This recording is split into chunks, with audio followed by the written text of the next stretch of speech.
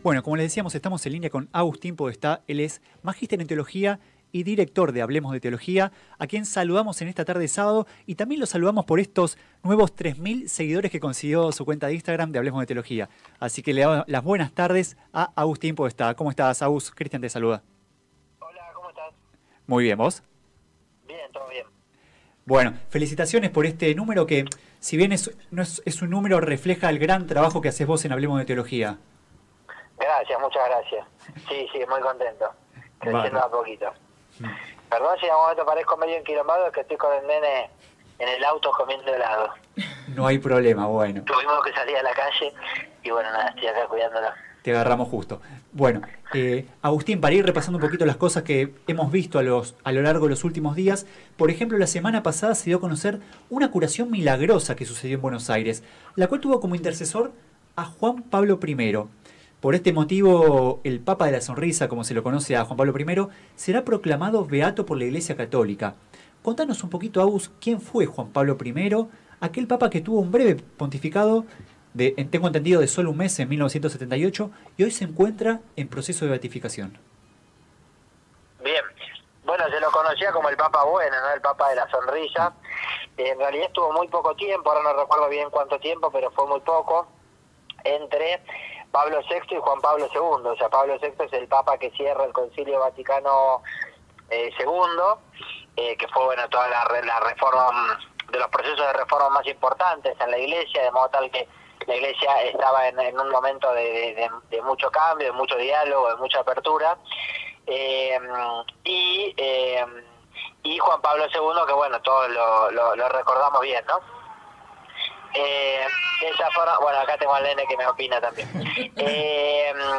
Y bueno, fue un papa muy breve, no sé si pudo hacer solamente como audiencias generales de las catequesis generales, no sé si hizo solamente 4 o 5, un número así, y fue eso, fue como un papa de transición, pero se lo conoció, más bien se esperaba que fuera como un papa en la línea de más de los valores, ¿no? De los valores, de las buenas costumbres, de la cercanía, del afecto. Eso es lo que pudo demostrar en el poco tiempo que tuvo de papado. Siguiendo con el proceso de beatificación, quienes fueron reconocidos como mártires por la Iglesia Católica son los sacerdotes Pedro Ortiz de Zárate y Antonio Solinas y sus acompañantes criollos y aborígenes, a los cuales se conoce como los mártires del Senta. ¿Qué puedes decirnos, Agus, acerca de estos misioneros que llevaron la palabra de Dios a los pueblos originarios del norte de nuestro país en el siglo XVII? Bueno, uno de ellos, el primero, Pedro Ortiz, no recuerdo el apellido, Ortiz, ¿no? Ortiz de Zárate. Es inclusive argentino, ¿no? Nacido en el territorio jujeño. Fueron considerados beatos, eran siervos de Dios, fueron considerados beatos porque se probó el martirio. El martirio es una de las causas como es de beatificación. El martirio como dar la vida, haber dado la vida por ser asesinados a causa de la fe, donde el motivo por el cual se los perseguía es por la fe que profesaban. No hace falta, digamos, a diferencia de los otros casos, algún milagro o algo por el estilo, ¿no?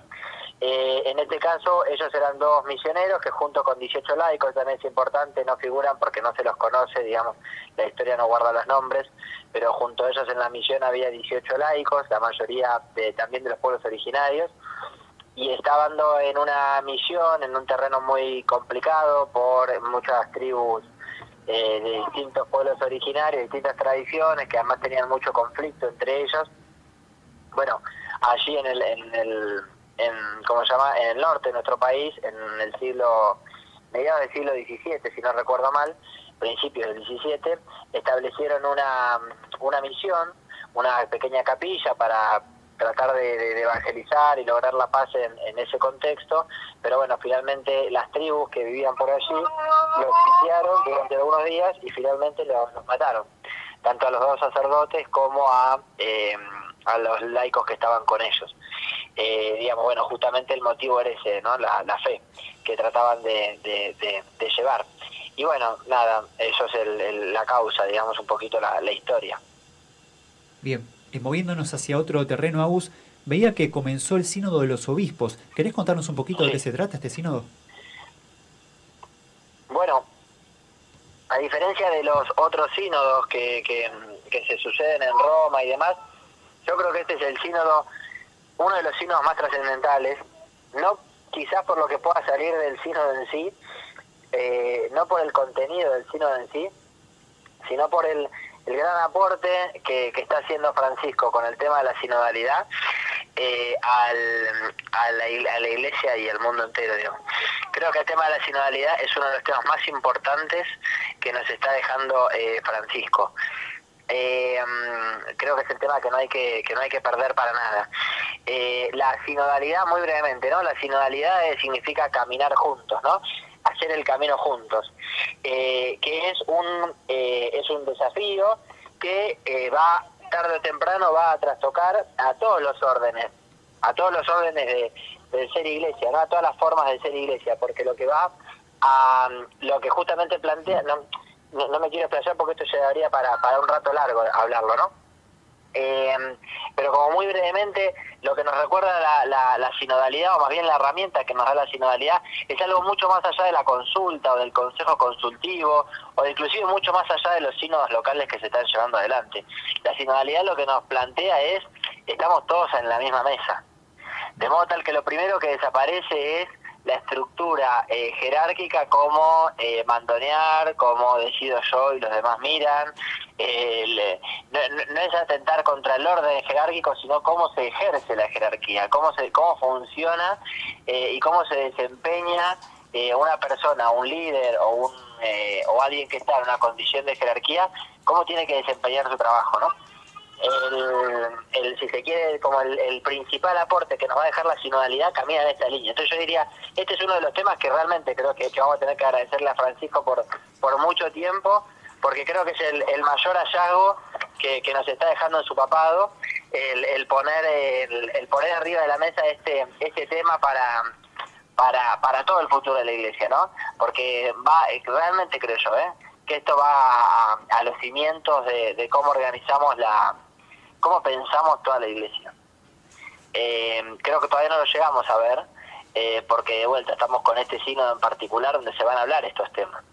Pero es un tema que va a trascender. El tema de la sinodalidad yo creo que llegó para quedarse y que hay que tomarlo con mucha seriedad. No sé cuántos están dispuestos, sí. Porque de hecho hoy en día lo vemos en los sínodos, por ejemplo, que se están dando, por ejemplo el sínodo en Buenos Aires, donde más de uno dice, bueno, sí, todo muy lindo, pero las cosas las decido yo. Bueno, eso no es sinodalidad. Si vamos a plantear un sínodo en esos términos, no hay sinodalidad. Está muy lindo el sínodo, por eso decía, no hay que distinguir el contenido de lo que la sinodalidad plantea, ¿no? El contenido puede ser una cosa, la sinodalidad es otra, ¿no? La sinodalidad tiene que ver con actitudes, con métodos, con formas de hacer las cosas.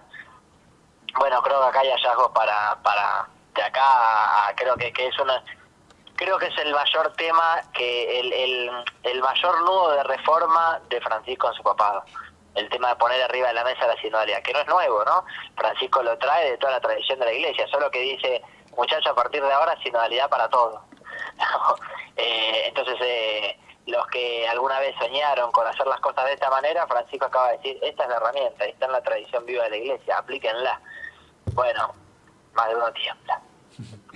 Siguiendo en línea, Agustín, con esto que nos contabas, me quedo justamente con la imagen del Sumo Pontífice, porque el fin de semana pasado el Papa Francisco enumeró una lista de pedidos dirigida a los movimientos populares, donde trató temas como el acceso a las vacunas, el uso de las armas, la posverdad en los medios de comunicación, entre otros temas. Siguiendo esta línea, unos días antes, Agustín, varios obispos a lo largo y ancho del mundo, entre ellos 12 obispos argentinos, enviaron un mensaje a los gobernantes que participan del G20 para desalentar la financiación de combustibles fósiles y que sean utilizados bajo tierra, entre otras cuestiones.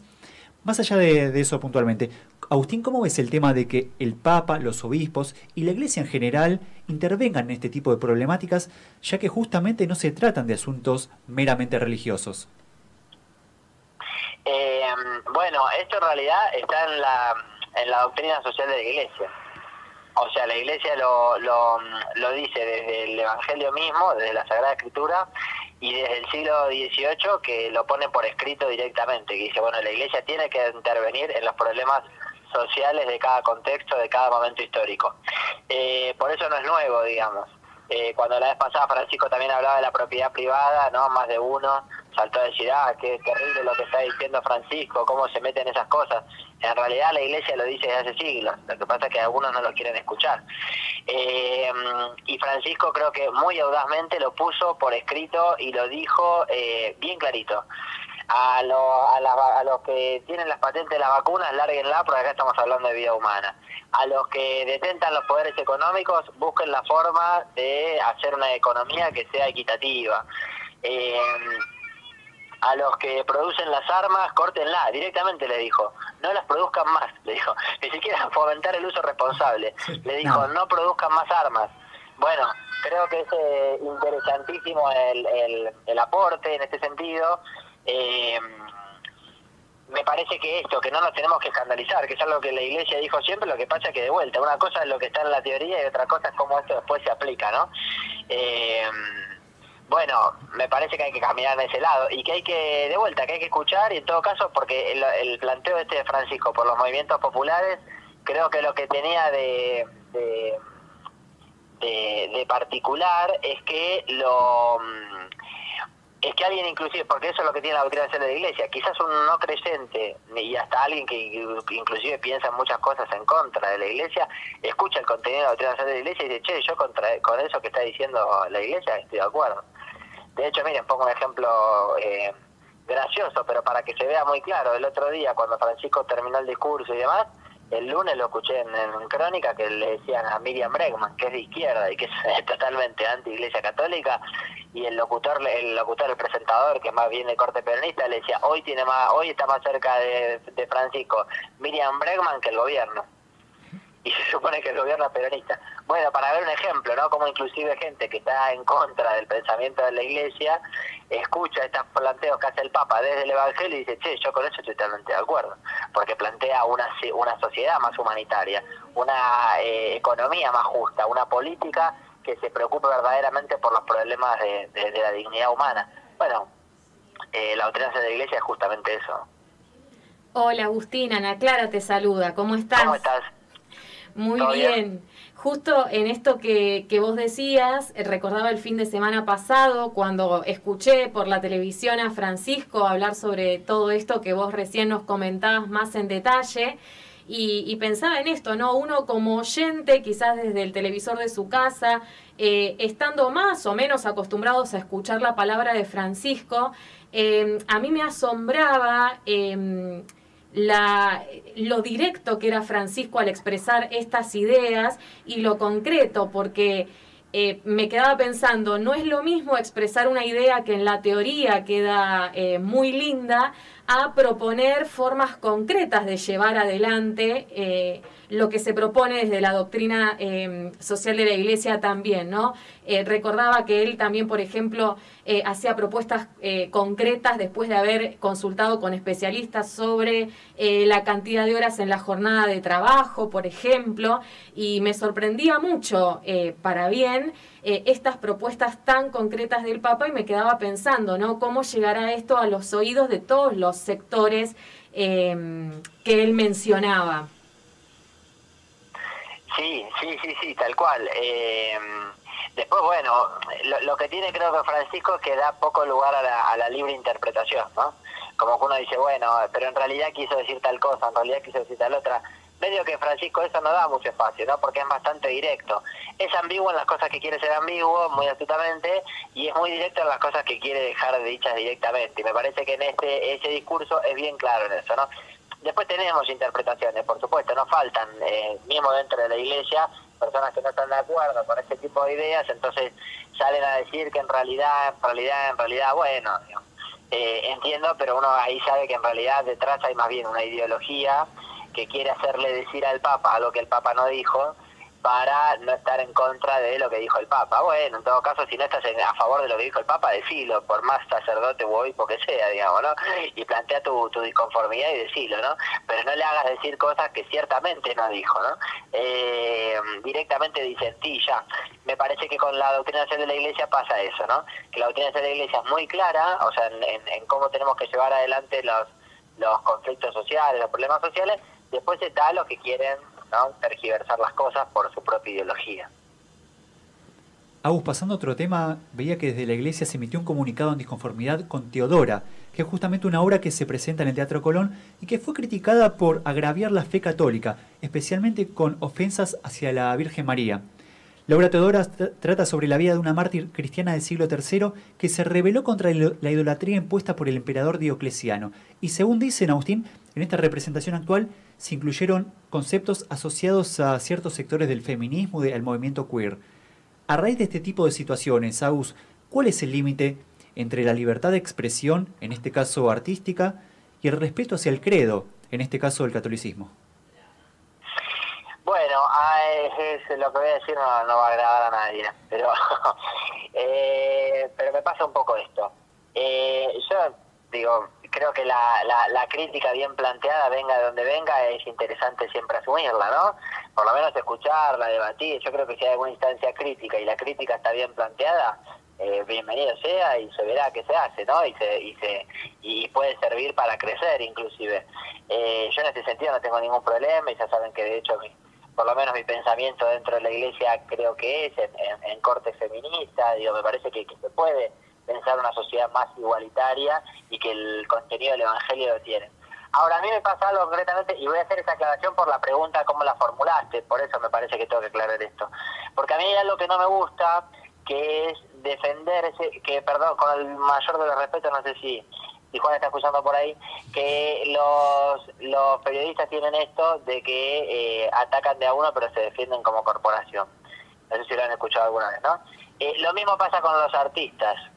Quizás porque yo no tengo sensibilidad artística, digo esto, ¿no? Pero me parece que muchas veces cuando escucho a los artistas, no se me enojen por favor ahí en el piso, por lo que voy a decir, pasa esto, ¿no? Me parece que con los artistas pasa lo mismo. Los artistas atacan de a uno pero se defienden como corporación. Y a mí me cansa un poco esto, que hago el paralelo con el periodismo porque los periodistas también lo hacen, ¿no? Hablan de libertad de expresión y en nombre de la libertad de expresión dicen lo que se les antoja sin hacerse cargo de lo que dicen. A mí eso es algo que me molesta mucho. Será porque yo me dedico más a la cuestión académica, donde cada cosa que decís tenés que después dar respuesta si te increpan por lo que dijiste. Y en orden a la libertad de expresión decimos cualquier barbaridad, y si alguien no está de acuerdo con lo que dijimos en el contexto de la supuesta libertad de expresión, es atacar la libertad de expresión. No, simplemente no estoy de acuerdo con lo que dijiste. Porque en un contexto lo podemos debatir argumentando y en otro contexto es atacar la libertad de expresión. Ahí es donde no estoy de acuerdo. Me parece que si lo que queremos hacer es debatir, no importa el formato, porque ahí está el problema. Creo que el problema es a nivel discursivo, es a nivel del formato en el que elaboramos el discurso. Pero el cambio de formato no implica un cambio de ¿cómo decirlo?, de cosmovisión o de impunidad. Porque entonces yo, porque hablo de un lado académico, tengo que justificar lo que digo. En cambio, un artista puede decir lo que se le antoja y no dar explicaciones por lo que dice. Lo mismo los periodistas, que se la pasan diciendo cualquier barbaridad y además tienen muchísima más llegada. Bueno, me parece que ahí hay que distinguir algo. Independientemente del contenido, no estoy hablando del problema de Teodora, estoy hablando del problema del tema de la libertad de expresión. A mí nunca me gustó esa forma de ser porque me parece, al contrario, me parece bastante hipócrita, ¿no? Que bajo la libertad de expresión podemos decir cualquier cosa, o algunos sectores hegemónicos, monopólicos, como suelen ser el periodismo, los artistas, etcétera, dicen, ¿no?, que son bastante monopólicos, y después no se pueden hacer, ¿no? Después uno no puede estar de acuerdo con ellos. Bueno, esa forma de ser a mí no me gusta.